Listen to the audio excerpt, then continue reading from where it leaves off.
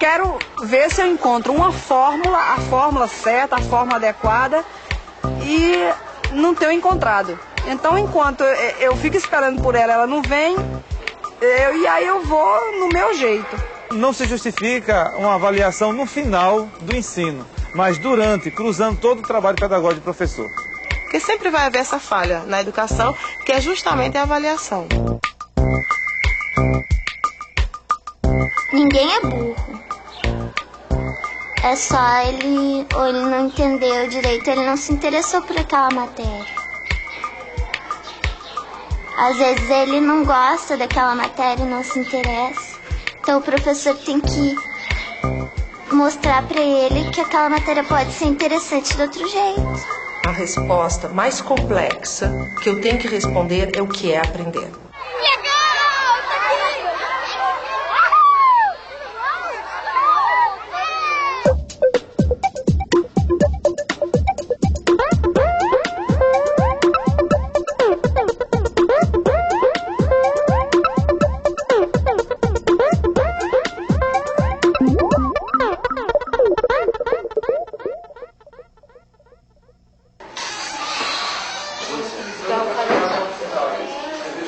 Avaliar para promover a cidadania, avaliar para promover esse aluno como um sujeito digno de respeito, com seus direitos, não é? Que tenha acesso a todas as oportunidades que a vida social possa lhe oferecer. Todas as escolas têm que ter a prova, tem que ver com o esforço do aluno, né? Se o aluno é bem esforçado, ele certamente vai bem nas notas, né? A avaliação também serve não só ao professor, mas ao próprio aluno, que ao se dar conta, né, do que ele já sabe, do que ele não sabe, do que ele precisa saber, ele reorienta os investimentos dele no seu próprio ato de aprendizagem. Uma avaliação que está sempre apontando um caminho, é uma avaliação discutida. Não está bom, por que não está bom e o que a gente pode fazer para contornar isso? Quando tu faz uma avaliação, tu estás avaliando não só a criança, mas está avaliando a tua prática docente, né? Está avaliando as tuas metas, os teus objetivos dentro do teu projeto político-pedagógico. No Brasil, nós tivemos duas correntes pedagógicas que influenciaram as formas de avaliar. Uma foi a liberal, que se divide em pedagogia tradicional, a escola nova e o tecnicismo. Essas pedagogias centravam a forma de avaliar no aluno. E seu objetivo era apenas mensurar o que o aluno conseguiu armazenar do ensinado. Então, o fracasso escolar era a única responsabilidade do aluno. A avaliação, ela é uma prática muito antiga, mais antiga mesmo do que a própria escola, porque ela faz parte da ação humana. Ou seja, cada vez que nós temos uma ação intencional, é desejado que a gente saiba os resultados dessa ação. Então, se avalia. Tradicionalmente, ela entra de uma forma muito perversa, porque ela é basicamente classificatória e seletiva. Por que a avaliação classificatória era injusta? Primeiro, porque acreditava que só existia uma forma de aprender e uma forma de ensinar.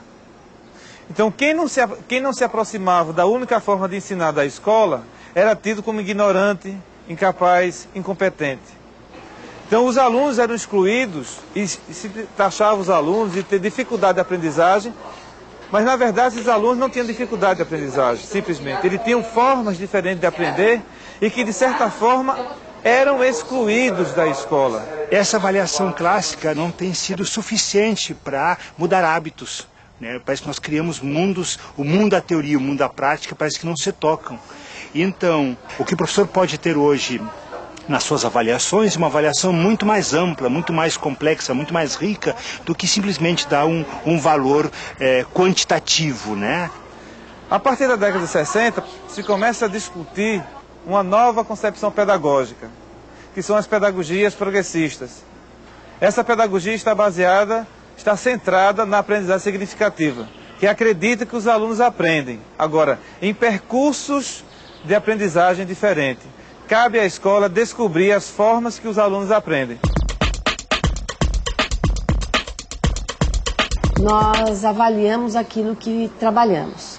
E a escola trabalha com conteúdos que são de natureza mais conceitual, mais factual, trabalha com conteúdos de natureza procedimental, trabalha com conteúdos que são de natureza valorativa, né? Que são os valores e as atitudes. Isso tudo é conteúdo escolar no sentido de que são questões que a escola assume como sendo da responsabilidade dela.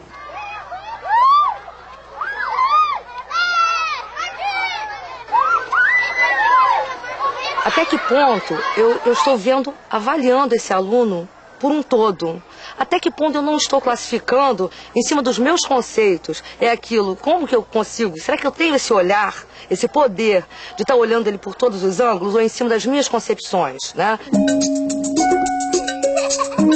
A gente sabe que o aluno tem uma vida toda anterior, ele não está pronto, ele vem com uma bagagem muito grande e ele tem muita coisa pela frente ainda a desenvolver nesse processo de ensino-aprendizagem, né?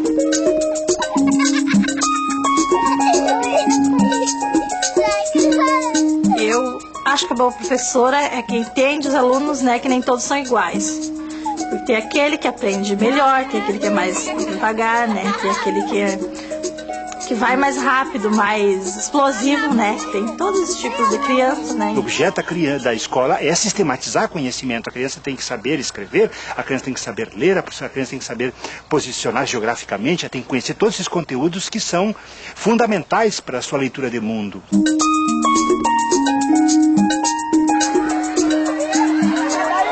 Professor bacana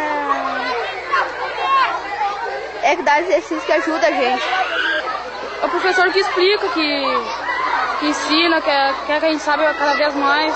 Bom aluno é aquele que se interessa, que faz os trabalhos, que dá a sua opinião. Eu acho assim que a professora que sabe ouvir os alunos, ela consegue entender o problema dos alunos.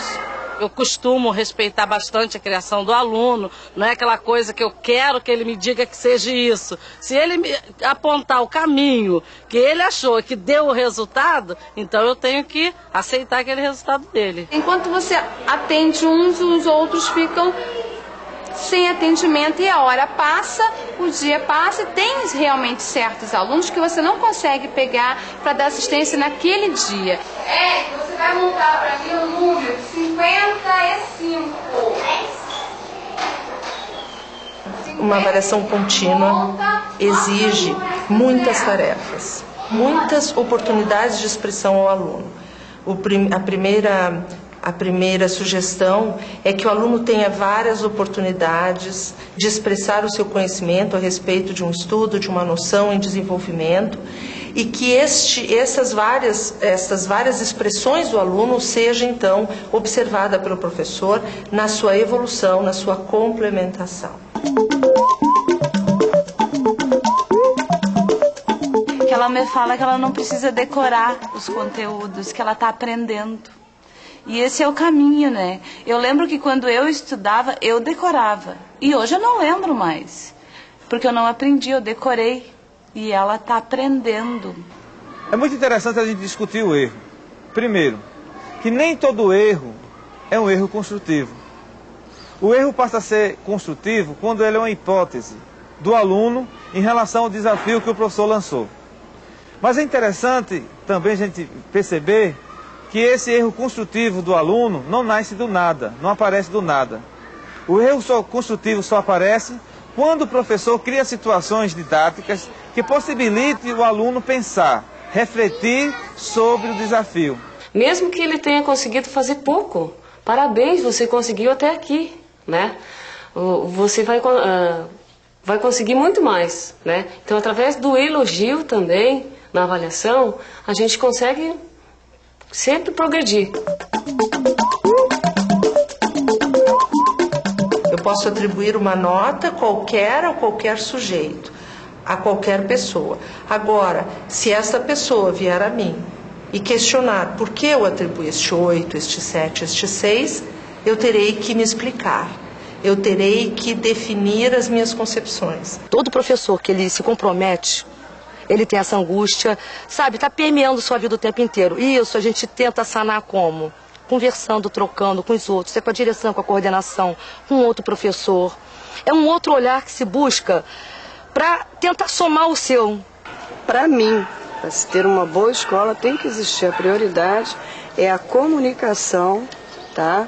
E a união entre pais e professores, né? Isso tudo exige competências que o professor vai ter que desenvolver no decorrer do tempo, né? Atuando, refletindo e pensando. Para isso ele precisa estar em contato com bons materiais, com livros de teóricos, né, da educação. Ele precisa ter acesso a essa discussão de ponta. Também é importante que ele tenha condições de fazer isso, não como um plus no seu trabalho, mas como fazendo parte integrante. Quer dizer, ele não é professor só na hora que ele está ali com os meninos na sala de aula, mas ele é professor quando ele prepara a aula, quando ele chega em casa e registra o que aconteceu, onde ele documenta as aprendizagens dos seus alunos. Eu acho que os professores também deveriam ser avaliados, e a gente vai ser avaliado pelo nosso plano de carreira, a gente vai ter uma avaliação.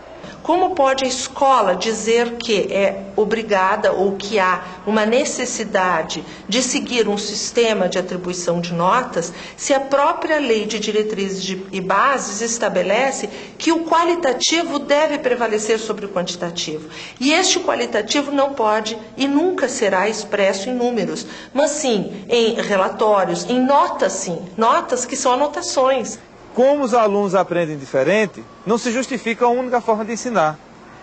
Exige da escola, exige do professor que ele vá diversificando sua prática pedagógica, buscando descobrir na história do aluno, na vida do aluno, o que faz, quais são os interesses desse aluno e o que vai motivar esses alunos a aprender.